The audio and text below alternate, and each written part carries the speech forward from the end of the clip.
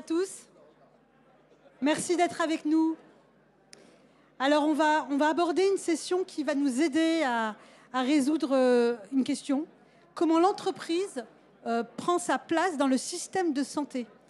Avec nous, j'accueille Thomas Serval, PDG de Barracuda Group, Christelle Roger, directrice exécutive en charge des ressources humaines chez BPI France, Christophe Arrigan, DG, directeur général de la Mutuelle Générale, et Caroline Poissonnier, directrice générale du groupe Baudelet. Oui.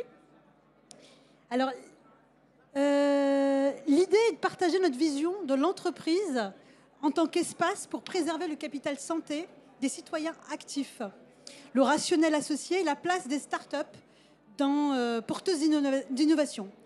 Quelques éléments de contexte. Les coûts de santé explosent, ça c'est un secret pour personne, 300 milliards d'euros par an, financés par de la dette. Et quelques chiffres de l'Institut Montaigne, 40% de la population française de plus de 16 ans a une maladie chronique et 25% de la population française de plus de 16 ans a 2 maladies chroniques. Donc une grande part des citoyens actifs sont concernés par les maladies chroniques. Sur cette dépense globale, 43 milliards pourraient être évités si une politique de prévention était menée pour stopper les maladies. C'est la part de dépenses évitable. Le levier, c'est le changement de comportement. Au vu de ce constat, alarmant, l'entreprise est légitime à contribuer au changement de comportement et à préserver la santé de ses salariés. Elle l'a fait durant le Covid, elle l'a montré, donc elle est légitime sur ce sujet. Et donc je vais me tourner vers Caroline. Allez. Alors Caroline, comment intégrez-vous la notion de capital santé dans vos réflexions stratégiques? Alors, belle question, merci. On l'intègre énormément, j'ai envie de dire. On a même créé une branche à part entière. Le groupe Baudelet, c'est un groupe familial qui travaillait historiquement dans le traitement et la valorisation des déchets. On a décidé de se diversifier il y a quelques années et de créer d'autres branches d'activité. Et on a affirmé un positionnement très fort en créant une branche bien-être au sein de notre groupe et en investissant sur le capital santé. Alors à 360, le capital santé, c'est pas seulement la santé physique, c'est aussi la santé mentale, c'est aussi le sujet aux addictions, à l'entourage, à la solitude. Il y a plein de sujets.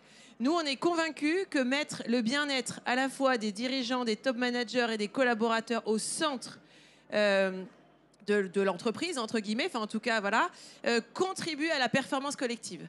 Et on cherche vraiment à ce qu'ils puissent s'aligner, se connaître leurs forces, savoir là où ils ont des points de vigilance. On a d'ailleurs on propose un bilan à 360 de la santé avec une start-up qui s'appelle Vipali, qui est, si vous connaissez pas, qui est absolument super. Vous verrez ça. Et on offre à tous nos collaborateurs un bilan santé à 360. Et ensuite, l'idée, c'est de dire, voilà, quels sont vos points de vigilance, là où vous devez faire attention pour rester en bonne santé le plus longtemps possible. Et on travaille sur ce sujet de quand les personnes se sentent bien, sont alignées, font du sport, dorment assez, etc., eh ben, elles sont plus efficaces aussi dans leur travail, elles sont plus engagées, elles ont plus de force pour emmener les projets collectifs. Et donc, c'est vraiment sur ce sujet qu'on travaille au quotidien, en proposant des cours de sport, en créant même une salle de sport. Dans cette branche bien-être, il y a une salle de sport sur le territoire qui est ouverte à nos collaborateurs et au territoire. Mais voilà, on incite les gens à prendre soin d'eux parce que plus ils seront en équilibre et en énergie, plus on pourra créer de grandes choses ensemble. Alors, je vais poser la question aux autres participants tout à l'heure, mais quelles sont les conditions nécessaires au succès d'une politique de prévention en entreprise pour vous? Alors, succès d'une politique de prévention. Pour moi, c'est déjà de sensibiliser. Donc, il faut qu'il y ait un vrai travail de sensibilisation à l'importance du capital santé. Le deuxième sujet, je dirais que c'est à l'entreprise de créer les conditions favorables. C'est-à-dire qu'on doit mettre en place les conditions pour que les salariés puissent prendre soin d'eux, mieux se connaître, etc. Et puis ensuite, il y a quand même la responsabilité individuelle. Parce que moi, je peux créer les conditions. Après, c'est à chaque personne de se prendre en main et de faire ce qui est bien pour lui. Donc, pour moi, c'est vraiment une responsabilité partagée sur les sujets de prévention. C'est à nous de les mettre en place, mais il faut qu'il y ait une réceptivité, je ne sais pas si on dit ça comme ça, et pour qu'il y ait, il faut qu'il y ait une sensibilisation au départ. Merci Caroline. Je vais me tourner maintenant vers Christophe. Alors Christophe, est-ce que vous pouvez nous décrire quels sont les impacts d'un mauvais pilotage de la santé des salariés sur la performance de l'entreprise? Oui, alors, très schématiquement, très vulgairement presque, c'est une notion qui est parfois, moi, qui me laisse sans voix, qui n'est pas comprise par les chefs d'entreprise, qui n'est pas comprise par le corps social, et pourtant c'est évident. Quand vous commencez à avoir de l'absentéisme dans une entreprise, il faut juste vous dire qui paye. Les premiers à payer, ce sont les collègues, parce qu'eux, ils vont devoir compenser. Donc vous déplacez un petit peu la souffrance au travail, ou en tout cas la surcharge. Deuxième acteur qui va payer, c'est la collectivité et c'est l'entreprise. Parce qu'une personne qui n'est pas là, il faut payer le complément de salaire. Donc on va demander à la sécurité sociale de payer, on va demander à l'entreprise de payer et en troisième ligne, on va demander à l'assureur de payer. Moi, en tant qu'assureur, je reste à chaque fois ébahi quand des entreprises me disent « il faut baisser votre tarif ». Mais baissez vos arrêts de travail. Regardez le bien-être chez vous. Il peut y avoir plus de 50% d'écart de prix entre une entreprise qui a peu d'absence et une entreprise qui en a beaucoup. Et c'est le premier levier pour baisser le coût de la santé au travail, le coût pour la collectivité. Parce que, on va y revenir, mais à un moment, on a tous et toutes une responsabilité en tant que dirigeants, qui est la santé mentale et physique de nos collaborateurs. Donc, si on part de ce postulat et on se dit, les absences, les maladies ont un coût pour l'entreprise, ont un coût pour la société, mais aussi ont un coût pour la performance de l'entreprise, il faut qu'à un moment, on prenne tous conscience les uns des autres du pouvoir que nous avons et qu'on agisse sur ce pouvoir. Il ne tient qu'aux dirigeants, qu'au corps social, qu'à l'ensemble de la société d'inverser le cycle complètement aberrant dans lequel nous sommes, où on se met en arrêt de travail pour un rien, c'est payé par la collectivité, on ne sait même pas par qui, à la fin c'est le déficit, et tout ça, ça mène aussi à une non-productivité de l'entreprise et à un mal-être des collaborateurs. Le cycle s'inverse, il ne dépend qu'à nous d'appuyer sur les bons leviers. Merci Christophe. Et en préparant en fait votre intervention, j'ai perçu que vous portez une certaine responsabilité à l'égard des salariés et de leur famille. Ce n'est pas juste les salariés qui vous intéressent. Et en fait, vous avez une gestion, on va dire, sociétale et managériale qui est intimement liée. Oui. Et j'aimerais bien que vous partagiez en fait votre vision sur ce sujet. Oui. Et les actions qui sont mises en place pour expliquer cette démarche. On va revenir un tout petit peu en arrière au moment du Covid. Le moment du Covid, c'est une époque incroyable à partir de laquelle la frontière entre la vie privée et la vie professionnelle s'est effacée. L'entreprise est rentrée dans le domicile des salariés. Qu'est-ce qu'on a fait à la Mutuelle Générale à ce moment-là? On a mis en place l'assistance psychologique 24/24 pour nos salariés. Et quand vous mettez en place l'assistance psychologique, c'est pour des sujets privés ou professionnels, on s'en moque. Mais vous avez donné, je dirais, une rampe d'appui aux collaborateurs. Petite anecdote, nos salariés, ils sont ni plus ni moins comme monsieur et madame tout le monde. Donc on a eu des appels sur cette ligne téléphonique. Ces appels, certains, c'était pour de la maltraitance dans le milieu familial, des femmes qui étaient battues. L'aide psychologique a proposé de lever l'anonymat. Et qu'est-ce qu'on a fait pour aider le salarié? On lui a payé le Airbnb en dehors du département, on lui a payé le trajet en dehors du département, on l'a protégé physiquement et on l'a accompagné jusqu'à la plainte. Ça, c'est un exemple d'action qu'on a menée. Tous nos salariés, au moment du Covid, ont découvert le fabuleux métier qui était professeur, qui était enseignant. On s'est tous mis à la place de nos professeurs et là, on s'est mis un peu plus à avoir de l'admiration pour le travail qu'ils pouvaient accomplir. À la Mutuelle Générale, on a mis en place l'aide aux devoirs. Chaque salarié peut appeler un professeur des écoles jusqu'au bac, même le dimanche soir, pour l'aider à résoudre un problème, pour avoir accès à des notes synthétiques sur les cours. Ça permet à équilibrer la vie privée et la vie professionnelle de chaque salarié. Et c'est quand on regarde toutes ces initiatives, quand on les a mises en place à la Mutuelle Générale, on s'est dit, mais ce terreau de prévention, de soins que l'on a vers les salariés, il faut que tout le monde en bénéficie. Donc en plein Covid, on a lancé une start-up qui s'appelle Flex, qui commercialise toutes ces initiatives de mieux-être, vie privée, vie professionnelle. Mais c'est très important que l'on aille au-delà. Parce que la performance d'une entreprise, elle ne repose que sur les femmes et les hommes qui la composent. On a beau dire qu'on veut, entre une entreprise où les salariés sont fiers et une entreprise où les salariés ne sont pas fiers, vous avez le résultat à la fin dans le compte de résultat du dirigeant. Et j'invite toute personne, enfin toutes les entreprises, à mettre en place cette analyse qui est tout simplement un indicateur annuel qui pose la question à un salarié, est-ce que vous êtes fier de travailler dans l'entreprise? Est-ce que vous la recommanderiez comme employeur? Et à partir de cet indicateur, s'il est bien pris en compte par les employeurs, et si vous dites qu'il faut que j'améliore la fierté des salariés, je peux vous assurer que la performance de l'entreprise s'en ressent, que l'absentéisme diminue, que le coût de cet absentéisme pour les collègues, pour la société et pour la société dans son ensemble, pour l'État français, en sera facilité. Donc en fait, ce que je vous disais tout à l'heure, on a tous et toutes les leviers pour améliorer la situation. C'est devant nous. Il faut un petit peu d'empathie et de l'énergie pour aller vers le care, pour aller vers l'attention des uns vers les autres. Merci Christophe. Christelle, pourquoi l'entreprise doit s'intéresser à la prévention? Alors, déjà pour éviter le curatif, en fait. Je rejoins mes deux collègues d'avant qui ont évoqué déjà les aspects financiers et puis l'engagement. En fait, je viens moi d'un univers très industriel. J'ai travaillé dans des environnements comme Saint-Gobain, Arkema, donc l'industrie lourde, la chimie, j'étais en fonderie. Donc, dans ce type d'environnement, la sécurité est prise en compte aussi en termes de prévention. Et ce qui n'est pas toujours fait sur la santé. Cependant, il y a des liens et on voit que ça coûte très cher si on ne tient pas compte de la sécurité au travail et des impacts que ça peut avoir. La santé, c'est la même chose en fait. Ça va travailler effectivement sur l'absentéisme, ça va travailler sur le bien-être du collaborateur et du coup, on va agir sur les chiffres et ça va nous coûter moins cher au final. Et puis, on va avoir des collaborateurs qui vont être très engagés et sur lesquels on va pouvoir compter et qui vont pouvoir derrière être à 100% à leur travail. Donc, voilà la raison pour laquelle c'est important de travailler sur la prévention parce qu'en fait, plus on va travailler sur la prévention, moins les maladies longues ou l'absentéisme va arriver. Et nous, chez BPI, on a décidé de créer un pôle prévention. On l'a créé le 1er septembre et on va travailler sur tous ces sujets-là, que ce soit sur la santé mentale ou la santé physique, en fait. Est-ce que les startups auront une place dans ta stratégie? Alors, tout le monde a une place dans la stratégie. En fait, on a posé quelques principes de base et ensuite on va travailler en itératif avec les bonnes idées qui peuvent venir de différents endroits. On va beaucoup travailler avec aussi la médecine du travail. Mais effectivement, il y a plus d'idées dans plusieurs têtes que dans une. Donc sur le sujet, on va aller s'inspirer de ce qui est fait ailleurs. On ne va pas réinventer la roue.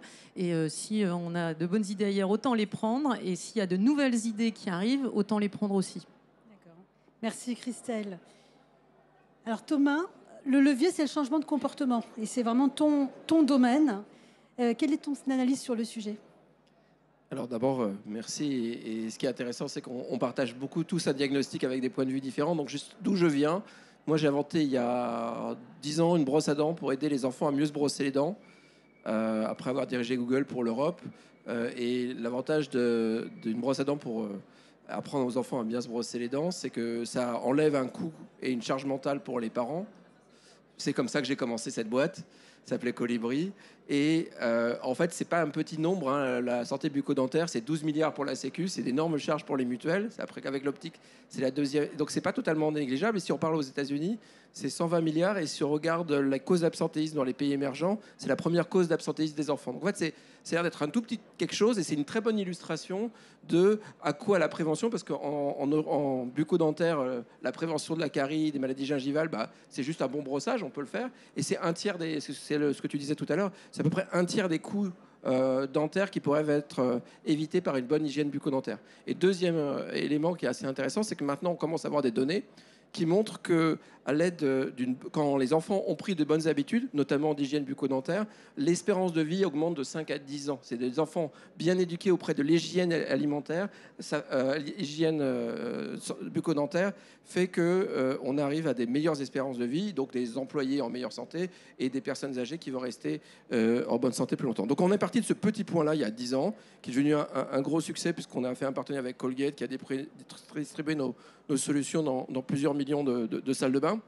Et il y a 3 ans, on s'est rendu compte que l'avantage de la brosse à dents, c'est que la donnée n'est pas régulée comme de la donnée de santé, donc on a pu apprendre plus vite que la moyenne des autres maladies qui, elles, sont régulées, sur lesquelles le fait de tirer des enseignements quantitatifs était pas accessible, ou en tout cas, on commençait juste à voir, comme vous le savez tous, on est tous porteurs d'objets connectés qui capturent maintenant beaucoup d'éléments autour de la prévention en santé. Et donc, en fait, ce qu'on a compris, c'est que ce changement d'habitude, le fait de bien se brosser les dents, de bien se laver les mains, juste l'exemple que j'ai sur le lavage de mains, c'est que si vous vous lavez les mains 7 fois par jour, on l'a vu pendant le Covid, ça fait disparaître 90% des maladies dans le monde. Ça vient de l'OMS. Donc quelque part, il n'y a pas besoin d'avoir des médicaments. Il y a vraiment, on peut tous faire quelque chose pour avoir une meilleure santé. Et en fait, on a tous perdu parce qu'on vit dans le monde occidental où finalement le curatif, les médicaments ont fait des progrès tellement extraordinaires que la base de l'hygiène personnelle et au quotidien, on l'a juste perdu et on l'a même pas enseigné à la prochaine génération. Et donc, les bonnes habitudes, celles qu'on apprend soi-disant quand on est enfant, en fait, on les perd peu à peu. Voire, et ça c'est la prévention primaire, mais on voit aussi ça en prévention tertiaire, c'est que on a parlé des ALD, toutes ces affections. On a maintenant des médicaments extraordinaires pour prévenir la plupart des maladies ou en tout cas ralentir leur évolution. Mais on a un très très gros problème, ce qu'on appelle d'adhérence au traitement. Les gens savent qu'ils ont des problèmes cardiaques, savent qu'ils ont des problèmes de diabète et oublient volontairement ou plus ou moins involontairement de prendre leur traitement.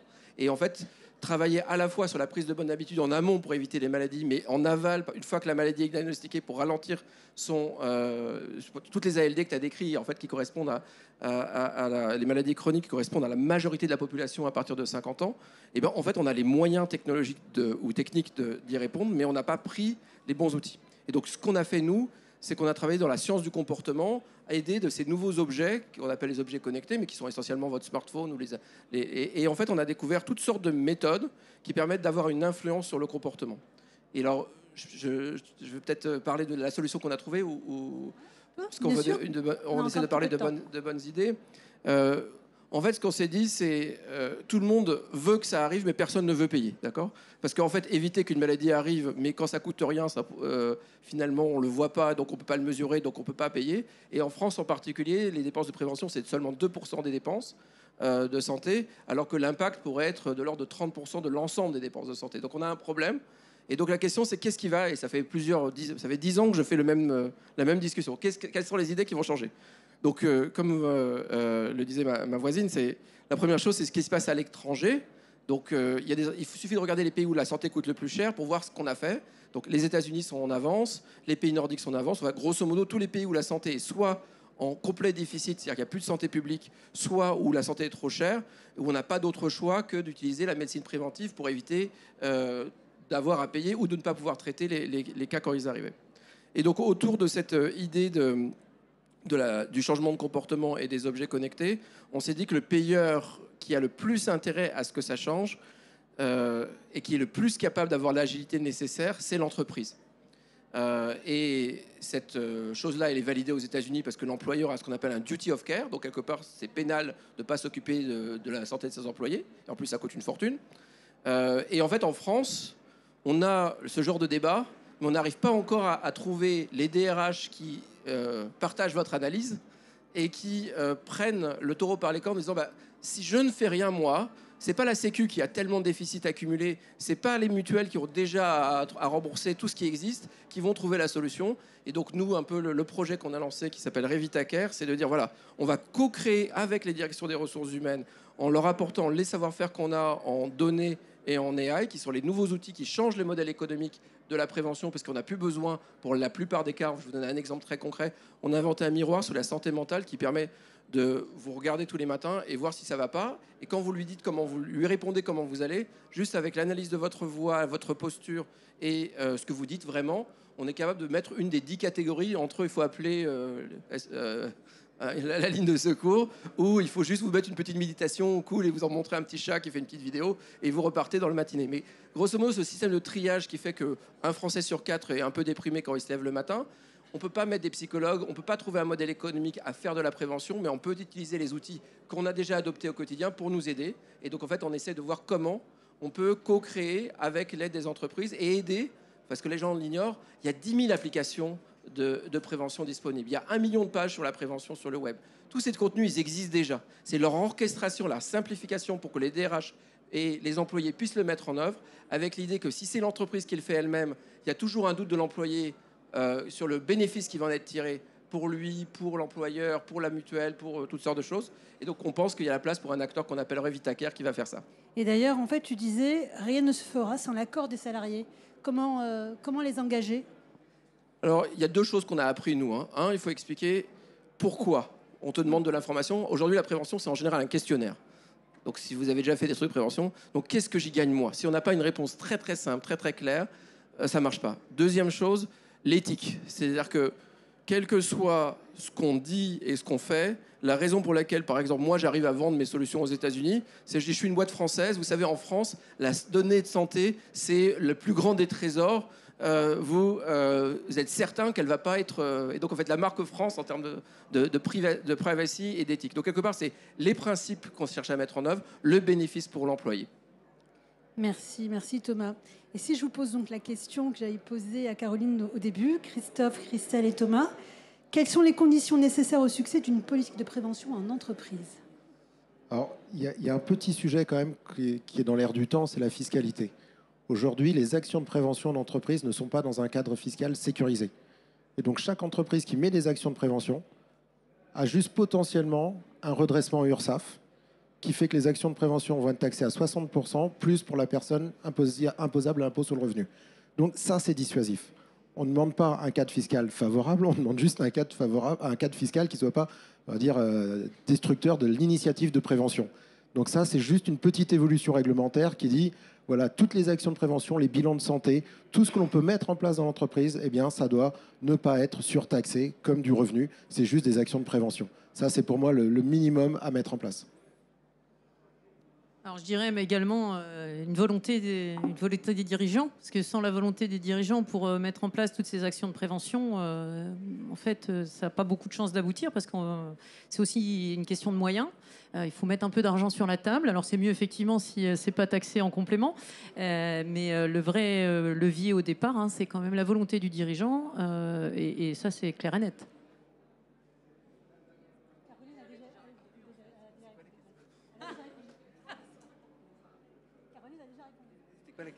Ah, excuse-moi. Les clés de succès. Les clés de succès. Donc, en fait, il y a les clés de succès dans le reste du monde. Le reste du monde, il faut les laisser faire. En France, on a 3 leviers, à mon avis, à mettre en place. Un, on a un problème de compréhension du coût réel de santé pour le citoyen. On l'a vu pendant le Covid, quelqu'un qui va dans une salle de réanimation, il coûte 15 à 20 000 euros par jour, il n'en a aucune conscience. Donc, une des problématiques et un des avantages du système de santé français, c'est que les gens ne comprennent pas combien coûte leur maladie. Et ça, même si c'est désagréable comme information, c'est une information qui va permettre d'avoir des choix informés. On parle de l'employeur, mais on parle aussi du citoyen. Et ça, c'est quelque chose qu'on oublie totalement. La deuxième que nous, on a vue, c'est au niveau de l'employé. Il faut que ça soit amusant, engageant. Tout ce qui va être une contrainte supplémentaire, on le voit sur tous les systèmes, vous allez trouver une raison de ne pas le faire.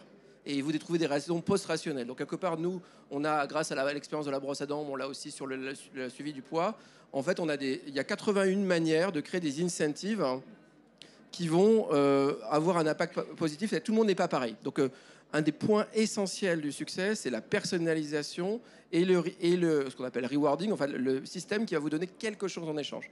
Mais il faut savoir comprendre d'abord qui sont les gens, dans quelle situation psychosociale ils sont. C'est quelque part quand on dit à un revenu modeste qui a des gros risques cardiovasculaires et qui a 3 métiers de se ralentir pour prendre du temps pour respirer, c'est insultant.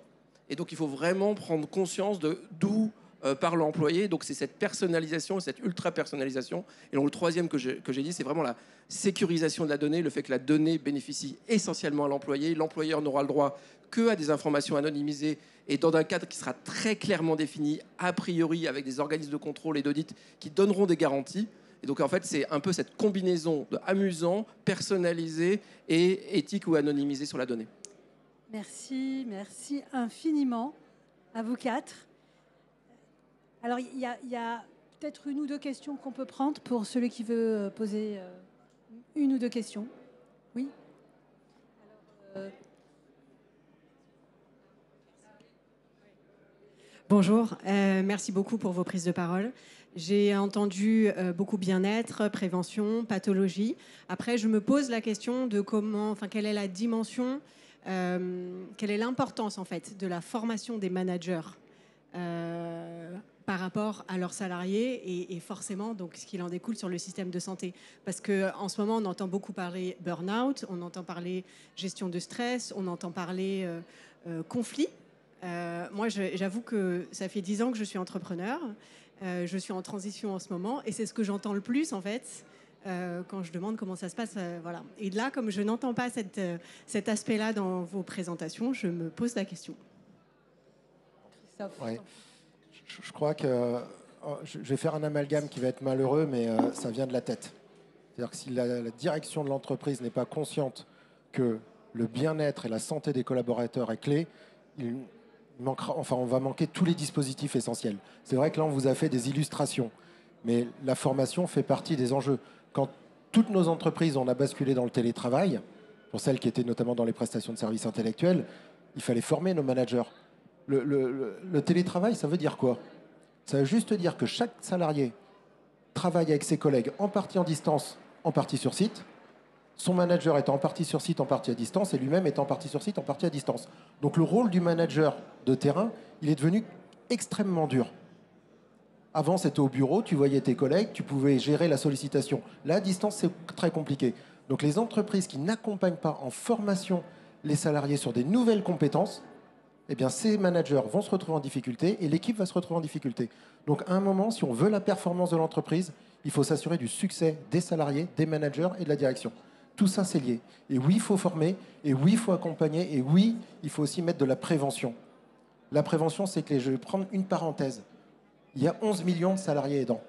Un salarié aidant, c'est quelqu'un qui va faire sa journée de travail, qui va faire sa journée d'aidant, et s'il perd son job, il ne peut plus aider.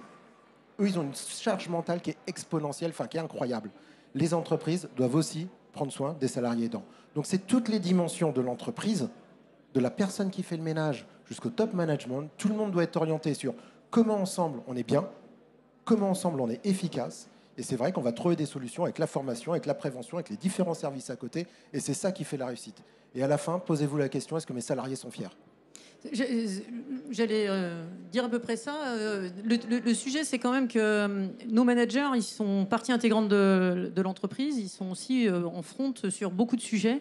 Et s'ils ne sont pas formés à un certain nombre de choses, effectivement, on se retrouve dans des situations où eux-mêmes sont en mal-être. Ce n'est pas les collaborateurs contre les managers, c'est l'intégralité en fait, du système qui va bugger. Donc effectivement, là, nous, on est en train de redéfinir, par exemple, tous nos systèmes d'alerte, que ce soit sur les alertes comportements sexistes, harcèlement moral, harcèlement sexuel. Ça fait partie de notre pôle prévention qu'on travaille. Il va y avoir également toute la partie prévention santé individuelle, avec, par exemple, faire venir des dermatologues sur place pour pouvoir regarder s'il y a un grain de beauté qui peut dégénérer.